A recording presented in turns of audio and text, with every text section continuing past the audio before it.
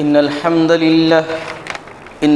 لله نحمده ونستعينه ونستغفره ونعوذ بالله من شرور أنفسنا ومن سيئات أعمالنا من يهده الله فلا مضل له ومن يضلله فلا هادي له وأشهد أن لا إله إلا الله وأشهد أن محمدا عبده ورسوله أما بعد فإن خير الحديث كتاب الله وخير الهدي هدي محمد صلى الله عليه وسلم وشر الأمور محدثاتها وكل محدثة بدعة وكل بدعة ضلالة وكل ضلالة في النار. أعوذ بالله من الشيطان الرجيم. بسم الله الرحمن الرحيم. فمن زحزح عن النار وأدخل الجنة فقد فاز وما الحياة الدنيا إلا متاع الغرور.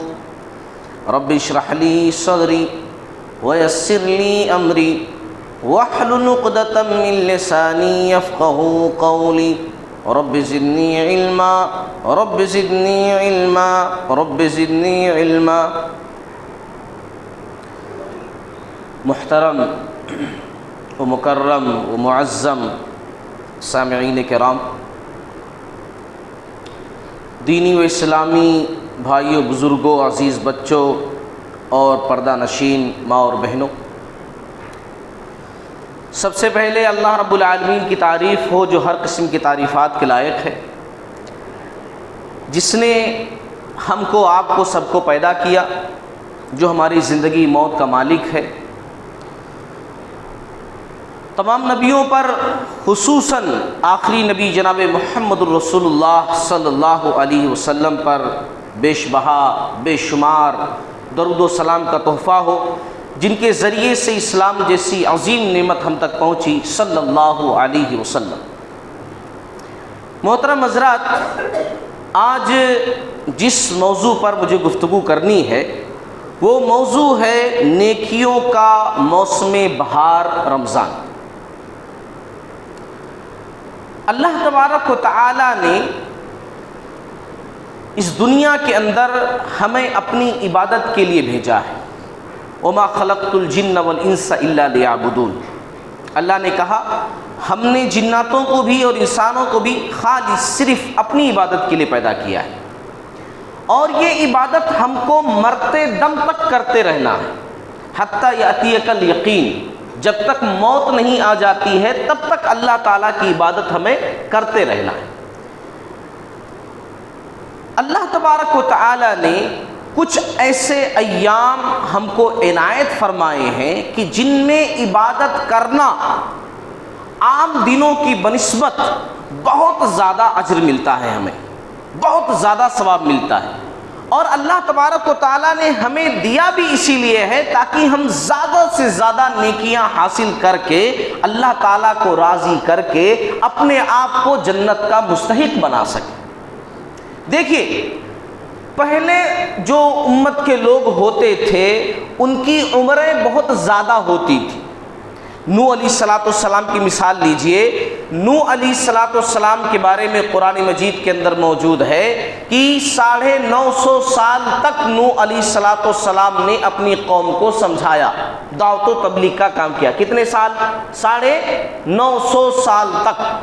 ان کی ایج کیا تھی وہ نہیں بتایا گیا ہے، انہوں نے جو محنت کی 950 سال تک وہ بتایا گیا ہے. اس حساب سے دیکھا جائے ان کی پیدائش، بڑا ہونا، پھر وفات، تو اور زیادہ ان کی ایج بنتی ہے.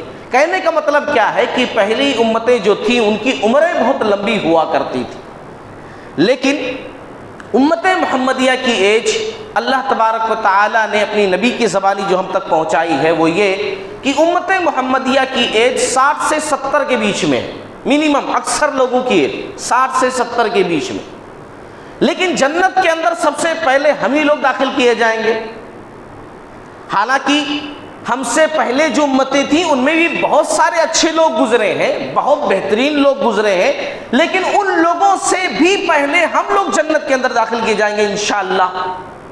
حالانکہ ان کے اتنے 100 سالوں کی عبادت ان کے ساتھ ہم لوگوں کی 60-70 سال کی، لیکن پھر بھی ہم لوگ آئے بھی پیچھے ہیں، جائیں گے سب سے پہلے جنت کے اندر۔ وہ اس لیے کہ گرچہ اللہ تبارک و تعالیٰ نے ان کو عمر بہت زیادہ دی تھی، لیکن ہم لوگوں کو ایسی خاص چیزیں دی ہیں اللہ تبارک و تعالیٰ نے کہ جن کو کر کے ہم ان سے آگے بڑھ سکتے ہیں، جن کو کر کے ہم ان کی عمر سے زیادہ نیکیاں حاصل کر سکتے ہیں۔ جیسے رمضان کا مہینہ ہے، رمضان کے مہینے میں لیلۃ القدر ہے، لیلۃ القدر کے بارے میں کیا کہا گیا؟ 1000 مہینوں کی عبادت سے بہتر ہے، افضل ہے ایک رات کی عبادت۔ اب اگر ایسی 40 راتیں ہم کو مل جائیں، 1000 ایسے 40 اکٹھا ہو جائیں، تو پھر کتنے سو سال کی عبادت کا ثواب ہم کو مل گیا۔ تو اللہ تبارک و تعالیٰ نے ہماری ایک زیادہ نہیں دی امت محمدیہ کی، لیکن ایسی اسپیشل چیزیں ہم کو دی ہیں کہ اگر ہم ان کو فالو کریں تو گزری ہوئی امتوں سے بھی زیادہ ہم نیکیاں حاصل کر سکتے ہیں، ان کی عمر سے بھی زیادہ ثواب ہم حاصل کر سکتے ہیں۔ بہرحال یہ میں نے سمجھانے کے لیے تمہیدی باتیں کہی ہیں۔ جو میرا موضوع ہے نیکیوں کا موسم بہار، اور اس سلسلے میں نے سورہ آل عمران کی آیت نمبر 185 آپ لوگوں کے سامنے پڑھی ہے۔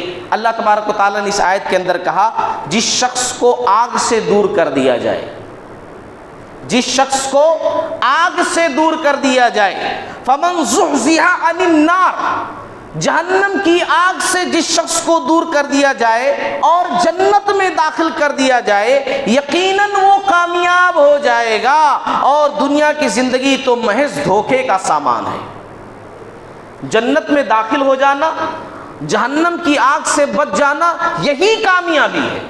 جہنم کی آگ سے دور ہو جانا، جنت میں داخل ہو جانا، یہ اصلی کامیابی ہے۔ اور جہنم کی آگ سے بچنے کے بہت سارے طریقے ہیں، بہت سارے راستے ہیں۔ ان تمام راستوں میں ایک بہترین راستہ ہے روزہ۔ جی ہاں، روزہ۔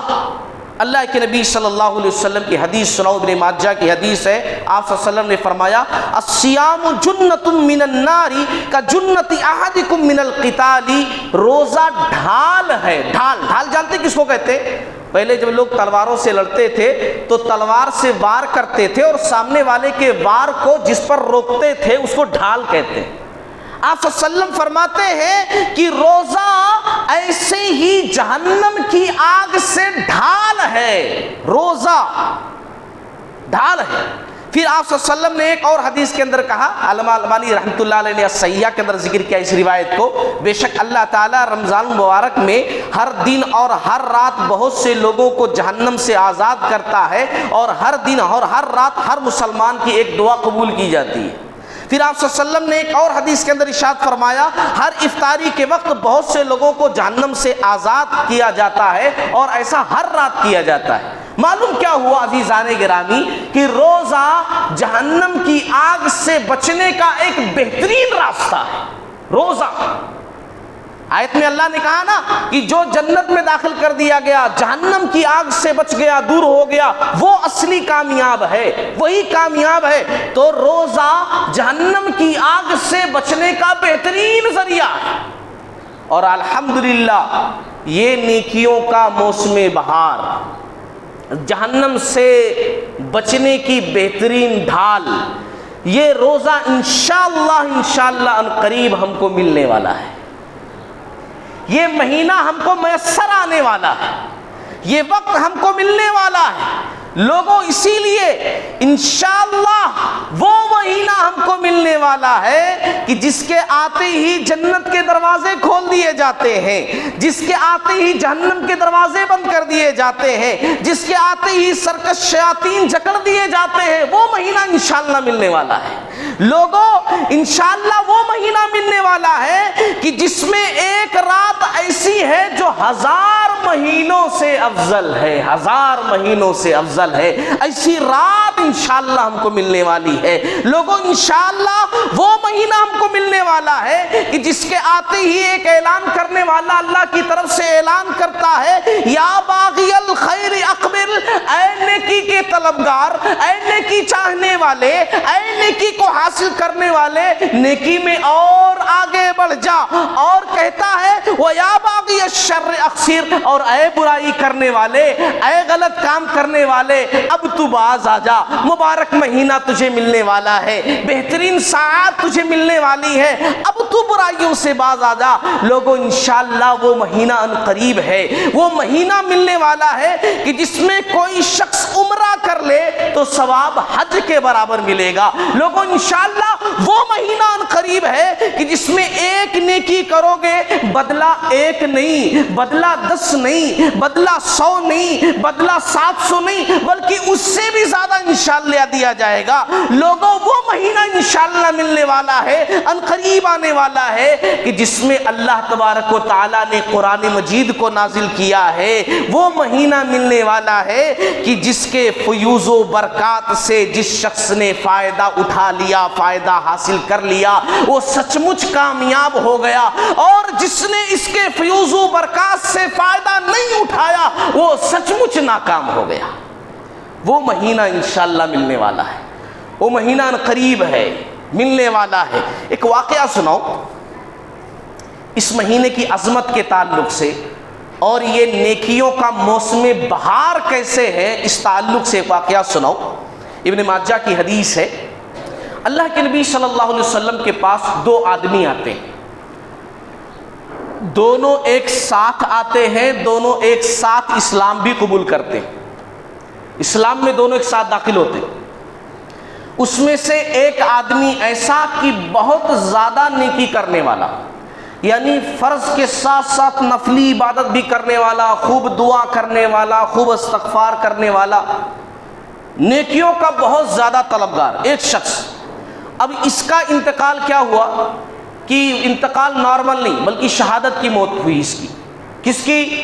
جو شخص بہت زیادہ نیکیاں کرتا تھا، بہت زیادہ نیکیاں کرتا تھا، فرض کے ساتھ ساتھ نفلی عبادت بھی خوب کرتا تھا، اس کو شہادت کی موت ملی۔ اور دوسرا جو شخص تھا وہ صرف فرض عبادتیں زیادہ کرتا تھا، نوافل میں اس کی کوئی خاص دلچسپی نہیں تھی۔ 1 سال کے بعد اس کا انتقال ہوا، اس پہلے شخص کے 1 سال کے بعد اس کا انتقال ہوا، اور اس کی موت عام موت تھی، کامن، جس طرح بستر پر لوگوں کا انتقال ہوتا ویسی موت تھی، شہادت کی موت نہیں۔ طلحہ بن عبید اللہ رضی اللہ تعالیٰ عنہ بڑے مشہور صحابی ہیں، ان کو بھی جنت کی بشارت ملی ہے۔ یہ کہتے ہیں کہ میں نے خواب میں دیکھا کہ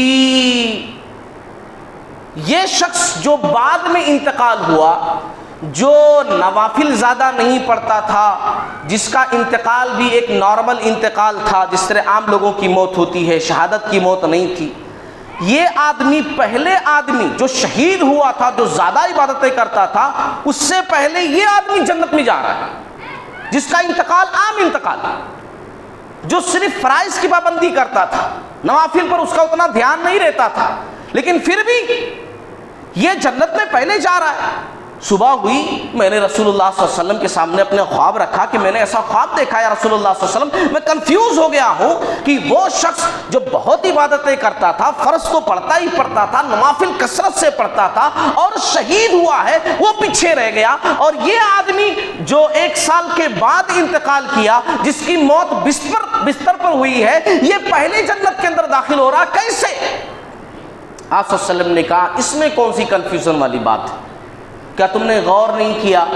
یہ بعد والا شخص جو پہلے جنت میں داخل ہوا تمہارے خواب میں، بعد والا شخص یہ 1 سال کا وقت پایا نا، پہلا آدمی شہید ہوا، اس کے 1 سال کے بعد یہ انتقال کیا، تو اس 1 سال کی مدت میں اس نے رمضان کا مہینہ پایا، اور اس رمضان کے مہینے میں اس نے خوب عبادتیں کی۔ اسی لیے اب وہ شہید شخص جو بہت عبادتیں کرتا تھا اور شہید ہوا تھا، اس کے درجے میں اور اس کے درجے میں اتنا فرق ہے جتنا آسمان و زمین کے درمیان، ایک رمضان پانے کی وجہ سے، ایک رمضان پانے کی وجہ سے، ہے نا؟ ایسے کتنے رمضان ہماری زندگی میں آتے ہیں، چلے جاتے ہیں، کوئی فرق نہیں پڑتا۔ ایک رمضان پانے کی وجہ سے وہ شخص شہید سے بھی آگے نکل گیا ہے، ایک رمضان پانے کی وجہ سے۔ تو لوگوں، یہ نیکیوں کا موسم بہار الحمدللہ ان قریب ہے، آنے والا ہے۔ اور اس کے اندر سب سے بڑا کام جو کرنا ہے وہ روزہ رکھنا ہے، روزہ۔ اچھا روزے کا ثواب کیا ہے؟ مختصراً کیا ہے روزے کا ثواب؟ تو روزے کا ایک ثواب تو اللہ کے نبی صلی اللہ علیہ وسلم نے یہ بات کہی ہے، صحیح بخاری سے مسلم کی حدیث ہے، من صام رمضان ایمانا و احتسابا غفر له ما تقدم من ذنبہ، کہ جس نے رمضان کے روزے ایمان کے ساتھ اور احتساب کے ساتھ رکھے تو اس کے گزرے ہوئے سابقہ گناہ، صغیرہ گناہ معاف کر دیے جاتے ہیں۔ من صام رمضان ایمانا و احتسابا غفر له ما تقدم من ذنبہ، کہ جس نے رمضان کے روزے رکھے اس کے گزرے ہوئے گناہ جو ہیں وہ معاف کر دیے جاتے ہیں، بخش دیے جاتے ہیں۔ ایک ثواب تو یہ ہو گیا۔ تو کیا یہی ایک ثواب ہے روزوں کا؟ بس روزوں کا یہی ثواب ہے؟ نہیں نہیں نہیں نہیں نہیں، اس کا ثواب کتنا ہے یہ احادیث کے اندر بتلایا ہی نہیں گیا ہے۔ جی ہاں، رمضان کے روزوں کا ثواب کیا ہے اللہ کے علاوہ کوئی نہیں جانتا ہے، کیونکہ جس کا ثواب بتا دیا جائے اس کی ایک لمٹ ہو جاتی ہے کہ ہاں اتنا کرو گے تو اتنا ہزار ملے گا، لیکن جب اللہ تعالیٰ اس کے تعلق سے کچھ نہ بتائے تو مطلب یہ ہوگا کہ اس کا ثواب اتنا زیادہ ہے کہ بتایا نہیں جا سکتا۔ بڑی سے بڑی نیکیوں کا ثواب بتایا گیا ہے، لیکن روزے کا ثواب کے تعلق سے حدیث سناؤں میں آپ لوگوں کو، صحیح مسلم کی حدیث ہے، اللہ کے نبی صلی اللہ علیہ وسلم نے فرمایا کہ ابن آدم کا ہر نیک عمل کئی گنا بڑھا دیا جاتا ہے۔ رمضان کے مہینے میں کئی گنا بڑھا دیا جاتا ہے، ایک نیکی 10 گنا، 100 گنا، 700 گنا بڑھا دیا جاتا ہے۔ اللہ فرماتا ہے لیکن الا الصوم، سوائے روزے کے۔ روزے کا کتنا ثواب ہے اللہ نے ذکر نہیں کیا، الا الصوم فانه لی وانا اجزی بہ، روزہ بندہ میرے لیے رکھتا ہے، اللہ فرماتا ہے روزہ بندہ میرے لیے رکھتا ہے اور میں اس کا ثواب دوں گا۔ اب جب اللہ رب العالمین ثواب دے گا تو ظاہر سی بات ہے اپنی شان کے اعتبار سے ثواب دے گا۔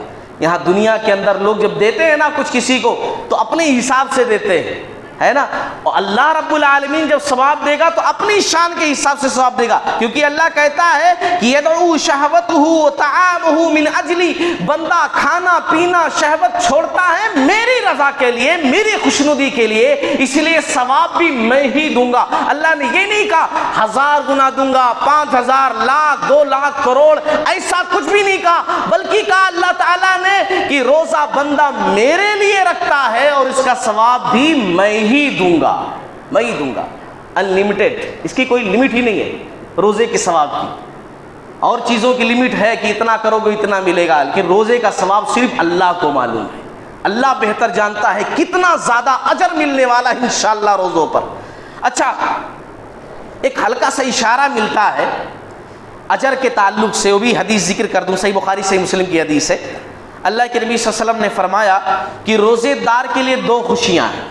ثواب کتنا ملے گا اللہ کو بہتر معلوم۔ روزے دار کے لیے 2 خوشیاں ہیں، اذا افطر فرح، جب روزے دار افطار کرتا ہے تو الگ سی خوشی حاصل ہوتی ہے، دن بھر جب بھوکا پیاسا رہتا ہے اور پھر جب جا کر کے افطاری کا وقت آتا ہے افطار کرتا ہے تو ایک خوشی جو اس کو حاصل ہوتی ہے، ایک تو وہ ایک خوشی وہ، وَإِذَا لَقِيَ رَبَّهُ فَرِحَ بِصَوْمِهِ، اور دوسری خوشی اس کو اس وقت حاصل ہوگی جب وہ روزے کی وجہ سے اپنے رب سے ملاقات کرے گا، ہے نا، تب اس کو جو خوشی حاصل ہوگی، اس وقت کیا خوشی حاصل ہوگی؟ دیکھو قیامت والے دن کیا ہے، جنت کے کئی دروازے ہیں، 8 دروازے ایسے لائن سے، جنت کے دروازے، ہر دروازے سے کوئی نہ کوئی جا رہا ہوگا، اللہ کی طرف سے فرشتے اعلان لگا رہے ہوں گے روزے دار کہاں ہیں، این الصائمون، بھائی وہ روزے دار کہاں ہیں جو روزہ رکھتے تھے، بہانے نہیں بناتے تھے، اتنی پریشانی ہے، کاروبار کر رہا ہوں، کام کرنا پڑ رہا ہے، دھوپ میں ٹھہرنا پڑ رہا ہے، تو یہ ہے تو وہ ہے، ایسے کوئی بہانے بازی نہیں کرتے تھے، روزہ رکھتے تھے۔ این الصائمون، اللہ کے وہ روزے دار بندے کہاں ہیں؟ آ جائیں گے روزے دار پورے، ان کو کہا جائے گا یہ باب الریان ہے، یہاں سے داخل ہو جاؤ جنت کے اندر۔ ان کو اسپیشل روزے والے دروازے سے جنت کے اندر داخل کیا جائے گا۔ اسی بات کا تذکرہ اللہ کے رسول صلی اللہ علیہ وسلم یہاں کرتے ہیں کہ جب اپنے رب سے ایک روزے دار ملاقات کرے گا تو وہ دوسری خوشی والا دن ہوگا، اس دن وہ خوشی حاصل کرے گا۔ تو معلوم کیا ہوا عزیزان گرامی کہ روزے کا ثواب بہت ہی زیادہ بتایا نہیں جا سکتا۔ ہاں چند اشارات جو ملتے ہیں اگر صرف وہی دیکھا جائے تو الحمدللہ بہت زیادہ ہے۔ اچھا اب یہ نیکیوں کا موسم بہار ان قریب ہے، انشاءاللہ ملنے والا ہے، بہت نزدیک ہے۔ تو اب ہم کو کیا کرنا چاہیے؟ تو سب سے پہلا کام تو یہ ہم کو کرنا چاہیے کہ ہمیں دعائیں کرتے رہنا چاہیے۔ ابھی سے کیا دعائیں کرتے رہنا چاہیے؟ اسپیشل خاص طور سے دعا کیا کرتے رہنا چاہیے کہ اے اللہ تعالیٰ ہمیں ہر مصیبت سے، ہر بیماری سے، ہر پریشانی سے، اچانک آنے والے حادثوں سے محفوظ فرما، ہر رکاوٹ سے محفوظ فرما، ہے نا، ہر آنے والی دقت پریشانی سے محفوظ فرما۔ ہوتا کیا ہے کہ ہم پلان کیے ہوتے ہیں کہ انشاءاللہ اب کی بار روزہ بہت اچھے طریقے سے رکھیں گے، انشاءاللہ اب کی بار اتنے قرآن ہم پڑھیں گے، انشاءاللہ اب کی بار یہ کریں گے، لیکن اچانک سڈن کوئی حادثہ آ جاتا ہے، پورا پلان جو ہے درہم برہم ہو جاتا ہے۔ اچانک کوئی پریشانی مصیبت آ جاتی ہے، کوئی بیماری گھر میں آ جاتی ہے، سب کچھ جو ہے خلط ملط ہو جاتا ہے، سب الٹا پلٹا ہو جاتا ہے، جو سوچے ہوتے ہیں سب غلط ہو جاتا ہے نا۔ تو اسی لیے پہلے سے ہی ہمیں دعا کرتے رہنا چاہیے کہ اللہ رب العالمین ہمیں یہ مبارک مہینہ نصیب فرما اور اس کے راستے میں جو بھی رکاوٹیں ہیں ان تمام رکاوٹوں کو دور فرما دے، ہر مصیبت سے، ہر بیماری سے، ہر حادثے سے، ہر مشکلات سے اللہ تعالیٰ دور فرما۔ ہمارے اسلاف جو تھے وہ دعا کیا کرتے تھے، 6 مہینہ پہلے دعا کرتے تھے، 1 مہینہ 2 مہینہ نہیں، 6 مہینہ پہلے دعا کرتے تھے باری تعالیٰ رمضان کا مہینہ نصیب فرما۔ اور جب رمضان کا مہینہ مل جاتا اس میں عبادتیں کر لیتے اور مہینہ گزر جاتا تو 6 مہینہ تک دعا کرتے رہتے تھے اللہ تعالیٰ اس مہینے میں جو ہم نے عبادتیں کی ہیں ان عبادتوں کو قبول فرما۔ یعنی رمضان کے لیے پورا سال دعا ہوتی تھی، 6 مہینہ آنے کے لیے، ملنے کے لیے، اور 6 مہینہ اللہ جو کیا ہے اس کو قبول فرما۔ اتنا رمضان خاص تھا ہمارے اسلاف کی نظر میں۔ دوسری چیز یہ کریں ہم کہ خوشی سے استقبال کریں اس کا، ہے نا، خوشی سے، کیونکہ دیکھو بہت سارے لوگ ہوتے ہیں نا سوچتے ہیں کہ اتنا دھوپ ہے، کیا ہوگا اس بار رمضان میں، کتنا مشکل ہوگا رمضان، پیاس کی شدت ابھی اتنی زیادہ ہے، تب تو اور زیادہ لگے گی، کیسے کاروبار چلے گا، کیسے کیا ہوگا، کتنی بھوک لگے گی، کتنی پیاس لگے گی، کتنا شدید ہوگا روزہ۔ یہ ساری چیزیں پہلے سے ذہن میں بٹھائے رکھتے ہیں جو آدمی کو کمزور کر دیتے ہیں۔ آدمی خوشی خوشی استقبال کرے، الحمدللہ رمضان کا مہینہ ہے، اگر تھوڑی بہت دقت بھی آ رہی ہے تو اللہ تعالیٰ اپنے فضل و کرم سے اور زیادہ نیکی دے گا، جتنے مشکل طریقے سے رکھیں گے اللہ تعالیٰ اتنا زیادہ ثواب دے گا۔ کیا مشکل ہے؟ خوشی خوشی آدمی روزہ رکھنے کے لیے رمضان کا استقبال کرے تو کام آسان ہو جائے گا، روزہ رکھنا آسان ہو جائے گا، اور جب چیز آسان ہو جاتی ہے تو اس کی کوالٹی بھی اچھی ہو جاتی ہے۔ آدمی خوشی خوشی دل لگا کر کوئی کام کرے نا تو وہ کام اچھا بھی ہوتا ہے اور اس کی کوالٹی بھی اچھی ہوتی ہے، اور جب کوالٹی اچھی ہوگی تو اجر و ثواب بھی اچھا ملے گا، تو اجر و ثواب بھی اچھا ملے گا۔ اور اسی طریقے سے ایک کام اور بھی کریں، خاص طور سے خواتین، کہ اگر پچھلے روزے چھوٹے ہوئے ہوں تو رمضان آنے سے پہلے پہلے اس کو مکمل کر لیں، وہ روزے جو ہے مکمل کر لیں، جو قرضہ چڑھا ہوا ہے اوپر وہ قرضہ اتار لیں، وہ روزے جو ہے مکمل کر لیں۔ اور اسی طریقے سے ایک کام اور بھی کریں، اپنے کام مکمل کر لیں۔ کام مکمل کرنے کا مطلب یہ ہے خریداری وغیرہ، جیسے رمضان کی خریداری وہ سب رمضان سے پہلے کر لیں، ہے نا۔ گھر کی ضروریات کی چیزیں ہیں، کیونکہ رمضان کے اندر بہت سارے پکوان ہوتے ہیں، اس کی ساری چیزیں وہ سب آپ رمضان سے پہلے لا کر کچن میں رکھ لیں۔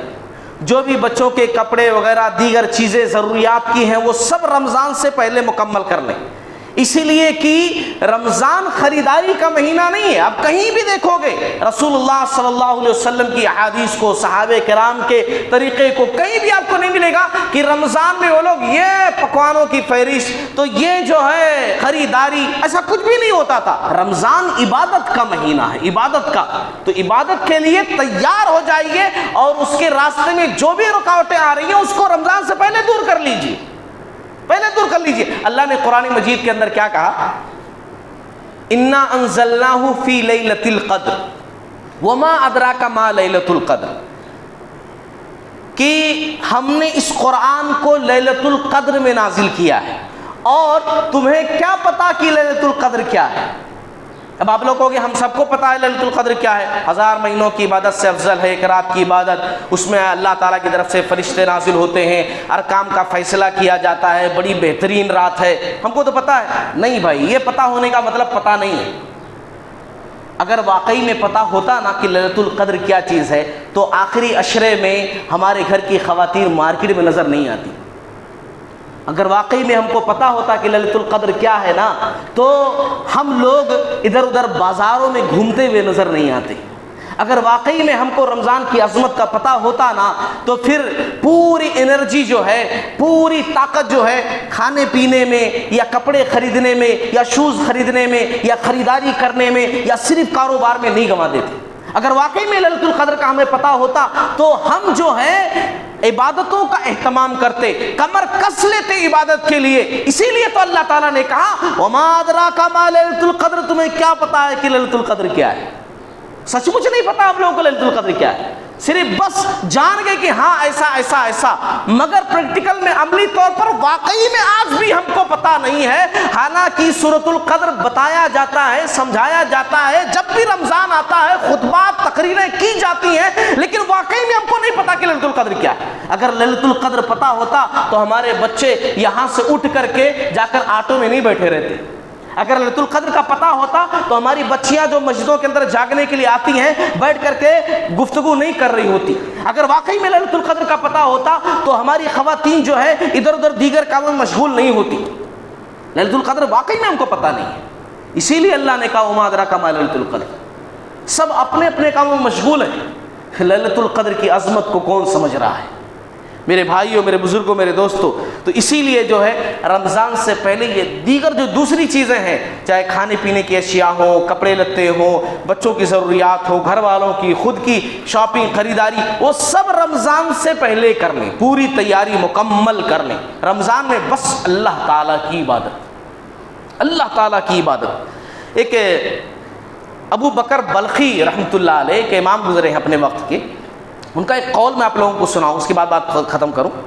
وہ کہا کرتے تھے کہ ماہ رجب کھیتی لگانے کا مہینہ ہے۔ سنیے غور سے، ماہ رجب، ابھی یہ شعبان چل رہا ہے نا، شعبان سے پہلے رجب، شعبان، پھر رمضان۔ وہ کہا کرتے تھے کہ ماہ رجب جو ہے وہ کھیتی لگانے کا مہینہ ہے، اور شعبان یہ کھیتی میں پانی ڈالنے کا مہینہ ہے، اور رمضان فصل کاٹنے کا مہینہ ہے۔ رجب کھیتی لگانے کا مہینہ ہے، شعبان کھیتی میں پانی ڈالنے کا مہینہ ہے، اور رمضان جو ہے فصل کاٹنے کا مہینہ ہے۔ اب اگر رجب میں کسی نے کھیتی نہیں لگایا، شعبان میں پانی نہیں ڈالا، تو رمضان کے مہینے میں فصل بھی نہیں کاٹ پائے گا۔ مطلب یہ ہوا کہ اگر رمضان سے پہلے رمضان کی تیاری نہیں کر سکو گے، تیاری نہیں کیے رہو گے، تو رمضان آئے گا بھی اور تم اس میں رہو گے بھی، رمضان چلا بھی جائے گا لیکن فائدہ نہیں اٹھا پاؤ گے۔ رمضان آئے گا پکوڑیاں کھانے میں لگے رہو گے، رمضان آئے گا کاروبار کرنے میں لگے رہو گے، رمضان آئے گا دیگر چیزوں میں مشغول رہو گے، رمضان آئے گا چلا جائے گا، کوئی فائدہ آپ نہیں اٹھا سکو گے۔